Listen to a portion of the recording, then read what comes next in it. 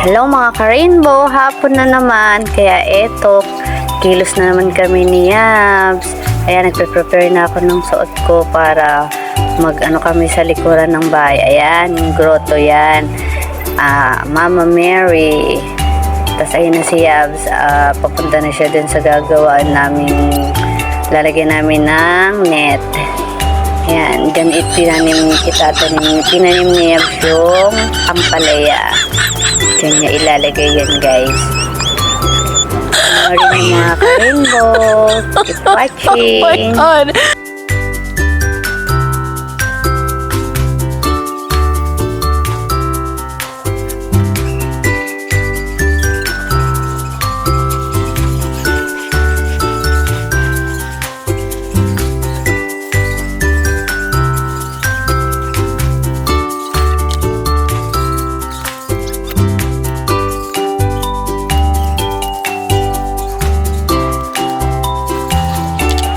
Ayan guys, ito yung net na ilalagay namin sa balag ng ampalaya.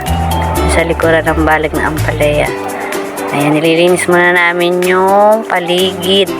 Kasi marami na siyang damo-damo. Ayan.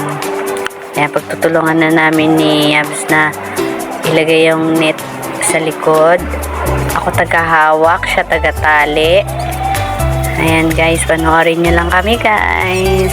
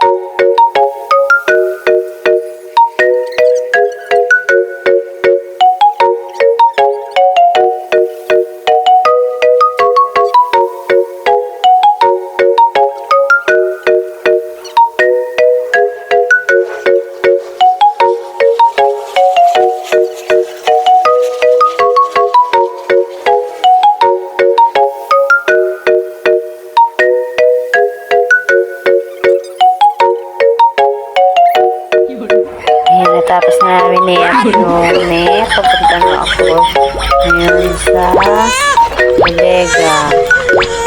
At kukunin ko po ang net na green. Ayan po yung organ. Ito po yung net na green. Nagamitin po namin yan. Palabas na po ako. Balik na po ako ulit kaya. Ayan po. Ayan po yung net na green. Kasi hindi po niya ako pinunsit.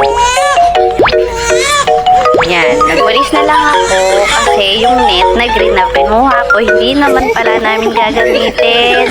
Kaya ayan, binalisan ko na lang ulit yung mga green na scatter niya nung umaga. Ayan, walis-walis ako. Tapos, ayan, para maging malinis naman yung paligid. Panoorin nyo lang guys.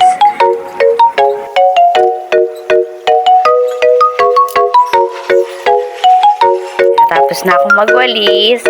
Itatapon ko na yung basura dun sa basurahan namin, sa tapunan namin sa likod. Ayan, sunod-sunod lang siya sa akin sa likod. Pati si Snowy. Ayan si Snowy, yung sunod-sunod na aso. Ayan, mabait yan si Snowy. Love na love namin yan eh. Ayan, ito nga po pala ang tapunan namin dito sa likod. Tapos ayan naman si Yabs. Nagdidilig naman na po siya sa greenhouse ng mga tanim niyang tinanim niyang mga halaman. Ayan po, ang okra. Ayan. Niniligan niya na po kasi hapon na. Ayan po, meron po kami mga petsa. Ayan po yung tinuturo niya ay mga flowers po yun na pinunla niya. Ayan, sitaw po yan. Ayan, mga pechay. Mga pechay namin. At saka ayan po mga talong na hindi pa nagbubunga eh. Ayan, ano yan, dahon ng sibuyas. Tapos ayan mga siling green, siling pula. Ayan. Tapos ito po ay ano ba to? Ayan, yung cherry tomato po yan. Yung isa pechay din po yun. Puro pechay. Napakadami po namin pechay. Ayan, dinidiligan niya po yung pechay. Ayan po yung bell pepper at tomato. Ayan po yung kanyang tinuro ni Yabs na pinunla niya pong mga flowers ni Patumutubat. Ayan po ang aming greenhouse. Yan po. Salamat po sa panonood. Please keep like and share po. Salamat!